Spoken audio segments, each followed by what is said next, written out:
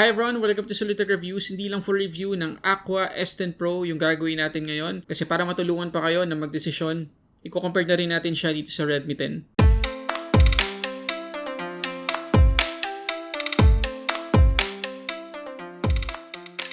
Okay, so before tayo mag-start guys, gusto ko muna ulit kayo invite na mag-subscribe dito sa channel natin at i-click nyo na rin yung notification bell para ma-notify kayo sa mga susunod nating uploads. So kagaya pa rin dati, doon muna tayo sa presyo. So nabili namin to guys sa Lazada, sa flagship store ng Cherry for 7,999 pesos.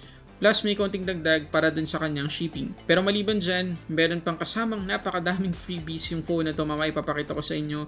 Kaya sana, kung makapag-order pa kayo nito, matanggap nyo rin yung madaming freebies na natanggap din namin.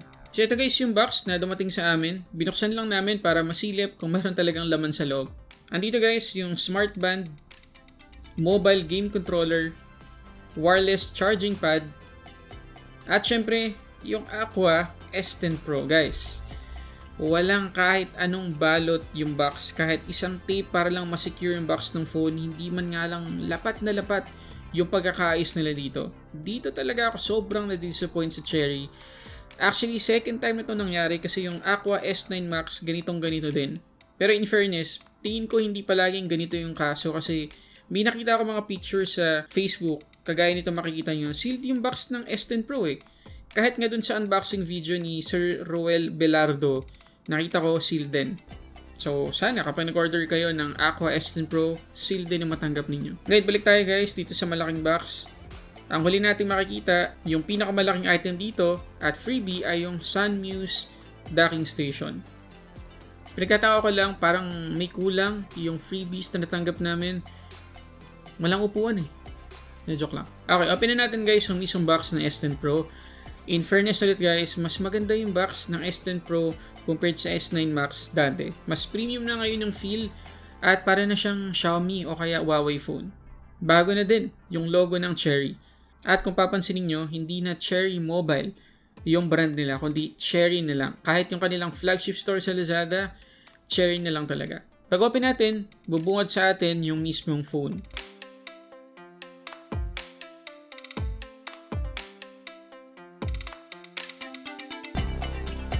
Pagkatapos meron tayo ditong free na jelly case at tempered glass. Nice!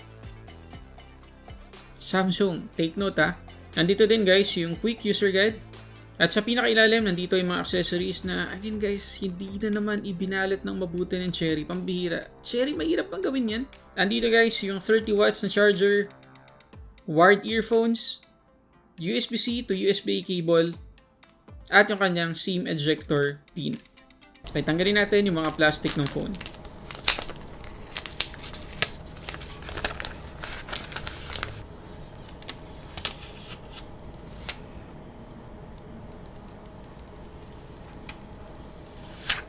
Okay, in fairness ulit. Ang ganda ng phone na to. Grabe, hindi ko in-expect yun. Hindi siya mukhang 8,000 pesos. Tapos, ang ganda ng pagkaka-matte finish niya sa likod. Okay, tingnan muna natin ang bawat side. Sa taas, nandiyan yung secondary microphone. Sa right side, yung volume up and down buttons, pati na rin yung power lock button. Sa left side, yung ating SIM tray. At sa pinakababa, yung ating speaker, USB-C port, main microphone, at audio jack. Sa likod, syempre, nandiyan yung ating camera module at yung ating fingerprint scanner. At sa medyo baba, yung ating Cherry logo. At sa harap, yung ating punch hole selfie camera na nasa gitna. Ito naman guys, itsura ng S10 Pro kapag merong jelly case. At good news, protected naman yung manipis na camera bump doon sa likod. Na-miss ko lang yung rugged case ng S9 Max previously. Ngayon guys, tungkol sa design nitong S10 Pro, kung titingnan niyo mabuti yung blue G91 Pro, 100% copy. As in from top to bottom. Ngayon, kayo na lang pumili kung ano itatawag nyo dyan. Rebranded, ODM, OEM, kayo nang bahala. Huwag magagalit yung mga taga Cherry Mobile Group kung rebranded yung phone na nabili nila sa Cherry. Kasi normal na natin makikita yan. Gaya na lang ng ginagawa ng Xiaomi sa kanilang mga Poco at Redmi phones. Hawig din guys ng Xiaomi M15 itong S10 Pro, pero hawig lang, hindi sobrang match sa lahat ng aspect. Ngayon ang maganda pa dito guys sa Aqua S10 Pro, yung kanyang Wi-Fi connection ay hindi lang 2.4 GHz kundi 5 GHz din. So talagang may enjoy natin ng mabilis na internet speed dito or Wi-Fi speed. Ang problema lang guys, yung kanyang Bluetooth version medyo outdated na. 4.1 lang compared sa Redmi 10 na 5.1 na. Isa pa sa hindi ko nagustuhan sa design nitong S10 Pro ay isa lang yung kanyang speaker. Single firing speaker lang na napakadaling matakpan accidentally kapag tayo nanonood ng ganyan or kaya naglalaro. Talagang madaling maapektuhan yung sound quality nung kanyang speaker. Pagdating naman guys sa kanyang fingerprint scanner, accurate naman kagaya na makikita ninyo. Sakto lang yung bilis pero ang importante accurate. Pagdating guys sa kanyang display, meron tayo ditong 6.67 inches IPS LCD 1080 by 2400 yung kanyang resolution na merong 394 ppi. 60Hz yung kanyang refresh rate at compatible pa yan guys sa HDR10. So isipin nyo mabuti for 8,000 pesos, hindi lang siya naka 1080p, malaki pa yung kanyang screen size at compatible pa sa HDR10.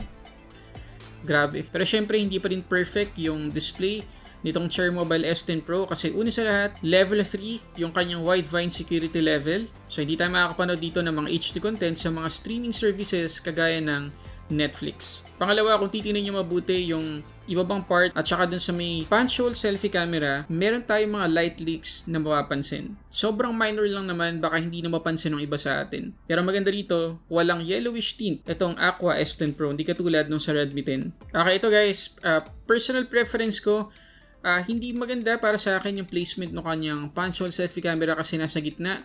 Pero marami din sa atin yung okay lang yan. Ngayon, pagdating guys sa smoothness ng kanyang 60Hz na refresh rate, masasabi ko na mas smooth pa to kaysa sa 90Hz na refresh rate ng Redmi 10. Mas nag-enjoy ako dito compare doon. At kung compare natin guys yung display nitong S10 Pro sa display ng Redmi 10, talagang mas punchy yung kulay ng S10 Pro. Tingnan nyo to So makikita nyo naman guys na angat yung kulay na napoproduce ng S10 Pro compared sa Redmi 10. Yan ay sa mga normal videos. Kasi kapag isinitch natin sa HDR video, yun lang. Makikita ninyo na medyo naging maputla na yung S10 Pro compared sa Redmi 10. Okay, ito pa guys yung kailangan ninyong tandaan sa S10 Pro at saka sa Redmi 10. Yung kanilang multi-touch. So dito guys sa S10 Pro makikita ninyo na ang limitation ay hanggang 3 finger lang at the same time. Ayan hanggang 3 lang. Kapag sinubukan natin na 4, free pa rin yung mara-register. Ayan. Hindi talaga niya kaya yung 4 fingers. Hindi niya kaya. Samantala, dito naman sa Redmi 10, 3 muna. Register.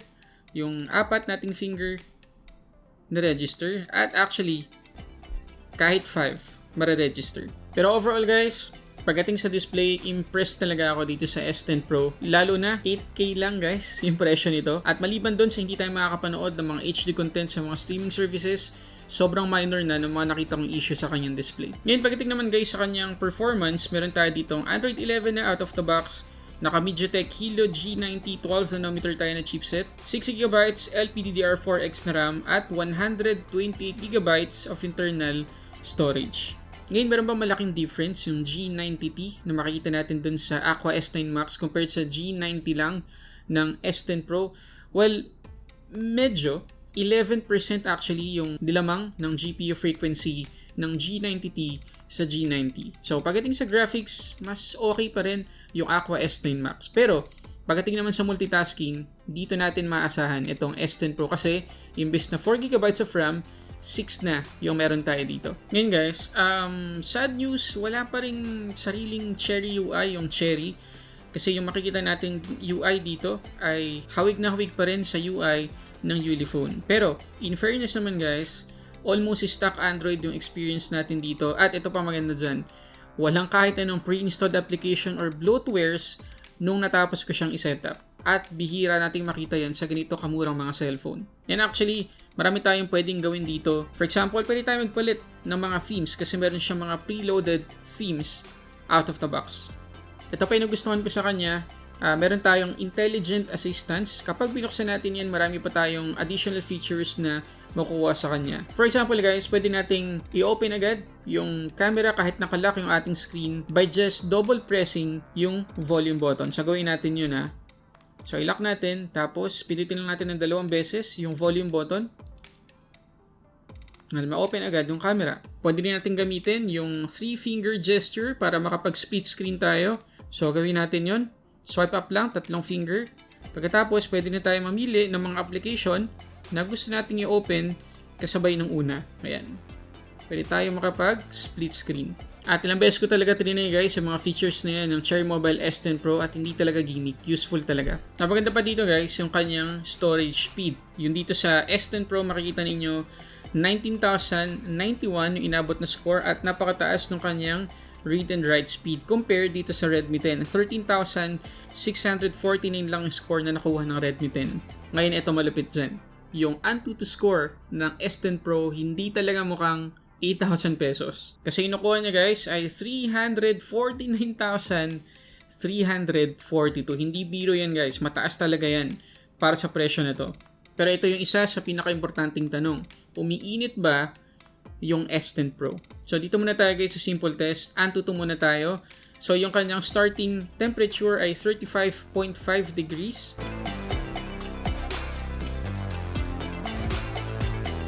Pagkatapos natin mag-run ng isang test, 37.5 degrees yung ating final temperature. Not bad naman. Okay pa rin yan. Pero babalikan natin yung final temperature ng S10 Pro kapag natapos na tayo mag-games dito ng almost 20 minutes. So, ang ginawa ko, pinagpahinga ko muna yung phone na to and then, nag-start na tayo mag-test sa game.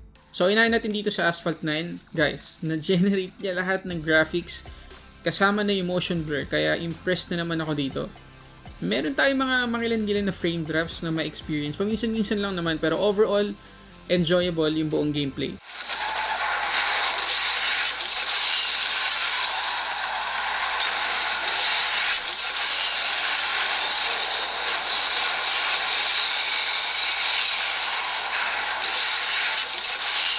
Dito naman sa Rush Rally 3, naka-maximum setting tayo, pero naglalaro pa rin sa 40 to 50 FPS yung buong gameplay. Pambihira talaga.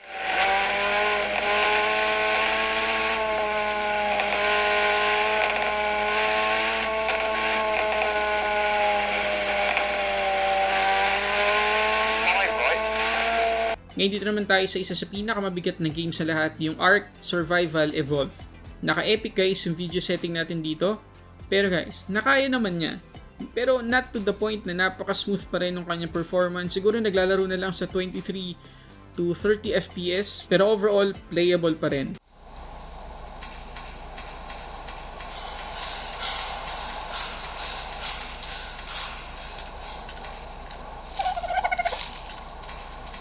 Ngayon, after almost 20 minutes of gaming, ito na yung ating final temperature. 39.5 degrees at doon naman sa may bandang likod umabot ng 39.9 degrees. So yes guys, may chance pa rin na uminit ng sobra yung phone na to kapag heavy games yung lalaroin natin dito tapos medyo matagal, lalo na kung naka-online game tayo. Kaya isipin nyo pa kung gaano na lang kainit yung S9 Max. Ngayon dito naman tayo guys sa camera, meron tayong quad camera setup. 48 megapixels yung kanyang main shooter. Meron siyang ultra-wide na 5 megapixels, 2 megapixels na macro at 2 megapixels na depth sensor. Kapag nandito tayo guys sa mismong camera application, pag pinuntahan natin tong setting, ayan, pwede nating automatically iset yung picture size to 48 megapixels. Pero guys, pag pumunta tayo dito sa more, merong option para sa 108 megapixels. Again, impressive yan para sa 8,000 pesos na phone. Pero gusto nating malaman maya-maya kung meron ba talagang malaking difference yung 108 megapixels na mode sa 48 megapixels na pictures. Pero sa ngayon, tingnan muna natin yung mga 108 megapixels na photos. So, mapapansin nyo naman guys na very detailed yung mga 108 megapixels na photos. Kaya lang, medyo wash out na sa ibang parts kapag sobrang liwanag na talaga ng paligid.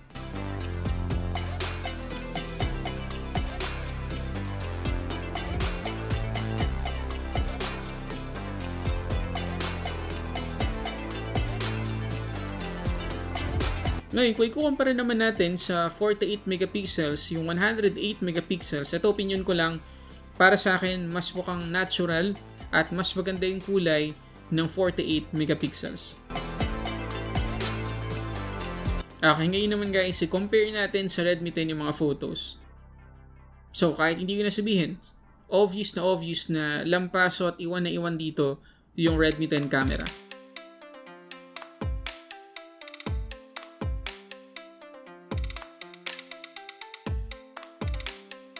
Pagdating nga pala guys sa video, pwedeng mag-shoot ng 4K 30 frames per second itong S10 Pro, samantalang 1080p 30 frames per second lang dito sa Redmi 10. At again, sobrang obvious ulit ng diferensya nilang dalawa. Aakalain mong kuha sa isang 12,000 pesos na phone yung video ng S10 Pro. Dito naman sa Redmi 10, maputla na at hindi na ganun ka-sharp yung quality.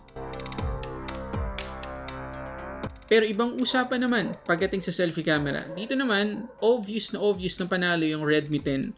Ang dilim na ng mukha ko dito sa S10 Pro and mas vibrant yung kulay sa Redmi 10.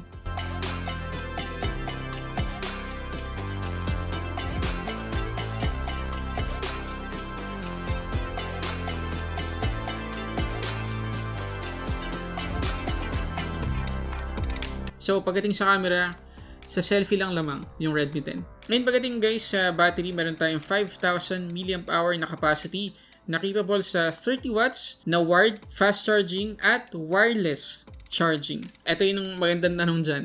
Meron pa bang 8,000 pesos na phone ngayon na merong wireless charging maliban dito sa S10 Pro? Comment kayo dyan sa baba. Ngayon para sa akin guys, ito yung weakest point ng S10 Pro, yung kanyang battery. Actually, nalungkot talaga ako kasi almost perfect na talaga yung phone na to. Pero sobrang bumagsak lang siya pagdating sa battery performance. Kasi kagaya na makita nyo, 8 hours and 37 minutes lang yung nakuha niyang SOT. Pero nag-second test ako guys kasi hindi talaga ako satisfied sa result na to. Pero nakakalungkot, bumaba pa ng kaunti yung second result natin, 8 hours and 3 minutes na lang. At dito naman lamang na lamang yung Redmi 10 kasi more than 11 hours yung nakuhang SOT ng Redmi 10, samantalang ito nga more than 8 hours lang. Pagdating naman guys sa charging speed, 12 to 100%, 1 hour and 21 minutes lang yung inaabot niya. So mabilis. Okay, so yun na lahat guys, information na gusto kong i-share sa inyo tungkol dito sa S10 Pro. Pero ulitin ko lang guys ang dami ko na kasing nasabing pros dito sa phone na to at talagang gustong gusto ko siya. Pero gusto ko lang ulitin yung main cons na kailangan ninyong tandaan bago nyo bilhin yung phone na to. Okay, so number 1 guys, single firing speaker lang yung meron tayo dito at madali siyang ma-distort dahil dun sa kanyang placement. Pangalawa, medyo outdated na yung kanyang Bluetooth version kasi 4.1 lang yung Bluetooth natin dito. Pangatlo, yung kanyang battery life ay hindi ganun kaganda. At panghuli, hindi pa rin ganun kaganda yung unboxing experience natin dito sa phone na to. So, anong final verdict natin? Actually, hindi ko nito kailangan sabihin kasi alam nating lahat, sulit na sulit itong S10 Pro para sa presyo niya. Idagdag mo pa na merong napakadaming freebies kung sakali lang maabutan mo. So, gusto ko kayong tanungin ngayon, alin yung pipiliin ninyo? Redmi 10 o itong S10 Pro? Pwede kayo mag-comment dyan sa baba. Pero kung ako naman yung tatanungin ninyo, 100% S10 Pro yung pipiliin ko. Pero kung concern ka sa mga auto updates or sa software updates, dito ka sa Redmi 10 kasi hindi pa ganun kaganda yung reputasyon ng Cherry pagdating sa mga software updates. Pero sana yung susunod na i-release ng Cherry na Aqua phone nila, sana naka 5G na tapos naka OLED or Super AMOLED na display. Sobrang ganda nun. Pero sa ngayon, ulitin ko, sulit na sulit yung phone na to. Kung meron pa kayong tanong tungkol dito sa Cherry Mobile, Aqua S10 Pro, i-comment nyo lang dyan sa baba. At kung meron ka na ng phone na to, i-comment mo rin dyan sa baba yung experience mo. So yun muna guys, maraming salamat sa panonood. Para sa samot-saring unboxing reviews, this is Sulit Tech Reviews.